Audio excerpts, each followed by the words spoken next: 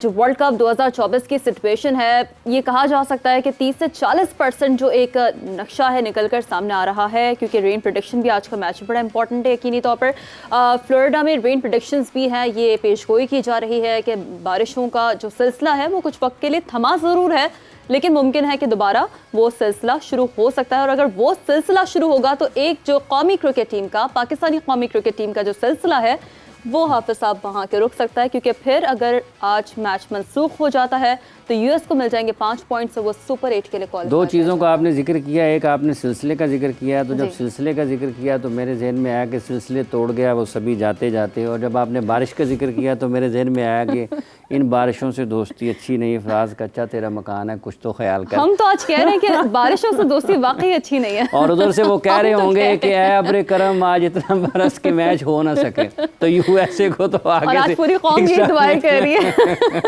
तो ये बहरहाल बारिशों का और पाकिस्तान के क्रिकेट का, या जो इत्तफाकात हैं उनका और पाकिस्तान क्रिकेट का चोली दामन का साथ है, इस पर भी बात रहेगी। फिर साथ ही साथ जो पाकिस्तान क्रिकेट टीम की कारकर्दगी है, चूँकि अब हम बेहतरी की तरफ भी जाना है, तो अपने मुअज़्ज़ज़ मेहमानान गिरामी से इस हवाले से भी ज़रूर बातचीत रहेगी। फिर साथ ही साथ जो इस वक्त पॉइंट्स टेबल क्या बता रहे हैं, क्योंकि न्यूजीलैंड इस वर्ल्ड कप से बाहर हो गया है, इंग्लैंड को किन मुश्किलात का आने वाले दिनों में सामना करना पड़ सकता है, पॉइंट्स टेबल पर पाकिस्तान कहाँ है, अफगानिस्तान कहाँ है, ये सब चीज़ें हैं जो ज़ेर बहस आएंगी। हमारे साथ मौजूद हैं पाकिस्तान क्रिकेट बोर्ड के साबिक़ चीफ सेलेक्टर जनाब मोहम्मद वसीम साहब, हमारे साथ मौजूद हैं टेस्ट ऑलराउंडर जनाब सुहेल तनवीर साहब।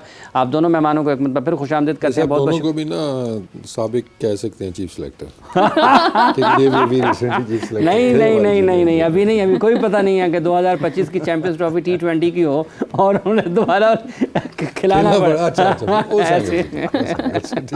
इसलिए साबिक़ वाला जो ऑप्शन अभी कुछ देर के लिए महदूद सामने आ गई है वैसे। और नहीं जी नहीं, आप इसे कमेंट कर सकते हैं वैसे। नहीं, बस काफी हो गया, अब हम लेजेंड लीग तक ठीक है। अगर कोई पॉसिबिलिटी थी तो वो इन्होंने बिल्कुल खत्म कर दिया टाइम पे। वो तो मैंने खत्म की, लेकिन मैंने एक और भी जो खत्म की थी वो पॉसिबिलिटी हो सकती थी, क्योंकि इसके तो हाथ में नहीं है आना या ना आना। एक और प्लेयर ऐसे हैं जो टीम के साथ हैं, वो भी इनसे बाद रिटायर हुए हैं, कि वो वापस ना आ जाए। वो कौन है जी? वो उनकी फिटनेस पे मसूफ ना पड़ा और वो भी चांस हो सकता है कि नहीं आ जाए। क्योंकि उस दिन देखे वो कैप वाली एक सेरेमनी हुई थी, तो वो मुझे नहीं समझ आई, पता नहीं आप लोगों को समझ आई थी कि नहीं, वो क्या हुआ था मैच से किसी को बहुत कुछ नहीं समझ में आ रहा, अब क्या कर सकते हैं। काफी सारे लोग उस पर बात वो डेब्यू वाली कैप दी जाती है नए प्लेयर को, तो मैंने कहा भाई हो गया कोई दोबारा कमबैक होने लगा। ये नया रुझान निकलेगा, नई रिवायत जो है वो शुरू की जाएगी, कमबैक कैप ही दी जा सकती है। तो कोई ना कोई और वजह होगी, लेकिन वो सामने आई नहीं है। आई थिंक इस तरह की चीज़ हो तो थोड़ी सी एक्सप्लेनेशन दे देनी चाहिए। दे देंगे। हो सकता है कि इस टूर्नामेंट पूरे पर कोई कैप किसी की हुई ना हो, उन्होंने कहा चलें फिर और कोई नहीं तो मैनेजर साहब को दे दी जाए। नहीं, उसकी तो बिल्कुल नहीं बनती थी। पॉइंट्स टेबल क्या कह रहे हैं जी? पॉइंट्स टेबल क्या कह रहे हैं, वहाँ पर किसके चांसेस है? तो मेरा ख्याल है कि अगर पॉइंट्स टेबल हमारी स्क्रीन्स पर आ जाए तो वो नाज़रीन की आसानी के लिए हम डिस्कस कर सकें। वैसे बहुत हद तक जो सिचुएशन है वो क्लियर भी है। ग्रुप ए को अगर हम सबसे पहले डिस्कस करते हैं सामने, तो इंडिया ने अपने 3 मैचेस खेले हैं, तीनों के तीनों जीते हैं और सबसे टॉप पर है इस ग्रुप में 6 पॉइंट्स के साथ। यकीनी तौर पर सुपर 8 के लिए क्वालिफाई कर चुका है। यूएसए 3 मैचेस खेले हैं, 2 जीते हैं। आज का मैच डिसाइड करेगा कि आइदर यूएसए सुपर 8 के लिए क्वालिफाई कर पाएगा या नहीं कर पाएगा। और नीचे हमारा प्यारा पाकिस्तान।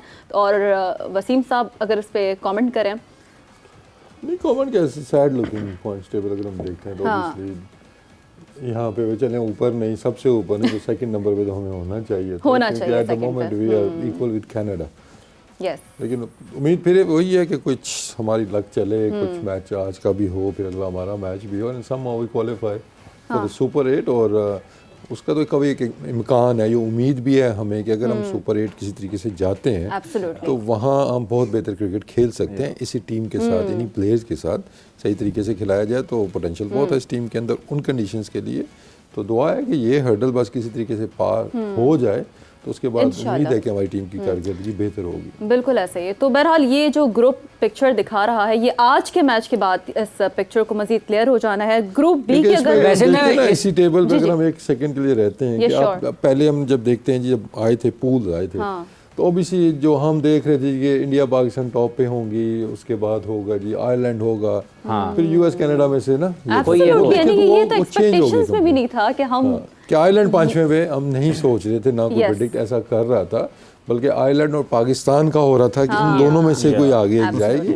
तो that's the beauty of T20 cricket और वर्ल्ड कप्स का भी यही है कि अब वो जो पहले भी सुहेल बात कर रहे थे पहले प्रोग्राम के अंदर कि अब कोई भी टीम ऐसी नहीं है जिनको आप कहें ना यार ये तो बारों बार ही है ना, तो ये दोनों ऊपर पहुंच जाएंगी। तो अब तो बराबरी की तरफ आ रहा है, स्पेशली हमारे ग्रुप में। तो सुहेल साहब, वैसे इसको जब पॉइंट्स टेबल को देखते हैं और पाकिस्तान को नंबर 3 पर देखते हैं, नंबर 2 पर आप अमेरिका को देखते हैं, तो ये फौरी तौर पर ज़हन में क्या आता है आपके?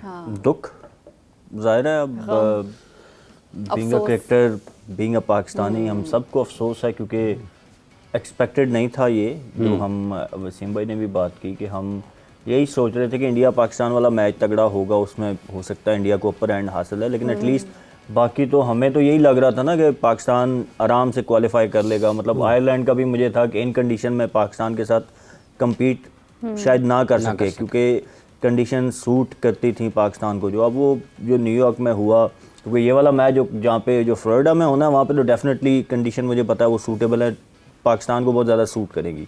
तो मुझे लगता है पाकिस्तान को वहाँ ईजिली जीतना चाहिए। बट जो हमने न्यूयॉर्क में जो हमसे हुआ, कभी कभी ना आपकी एक गलती आपको बहुत भारी पड़ती है। और वो ये PSL में भी आप देखते हैं अक्सर मैचेस क्लोज जब हारते हैं ना, ये मुझे मुल्तान सुल्तान में याद है एक दफ़ा हमारे साथ हुआ कि एक मैच हम हारे क्लोज जीता हुआ, तो वो एंड तक हमें उसने कॉस्ट किया और उसी 2 पॉइंट्स की वजह से हम 1 पॉइंट से हम बाहर हो गए थे प्लेऑफ से, आई गेस। तो ये ना कुछ कभी कभार कुछ मैचेस इस तरह के आपको पूरा टूर्नामेंट कॉस्ट कर जाते हैं, जो आप उस एक गलती को कवर करते रहते हैं लेकिन वो कवर होती नहीं, और वो गलती हमसे होगी यूएसए के। आपके ख्याल में वो न्यूयॉर्क में हुई वो गलती या फिर डैलस में?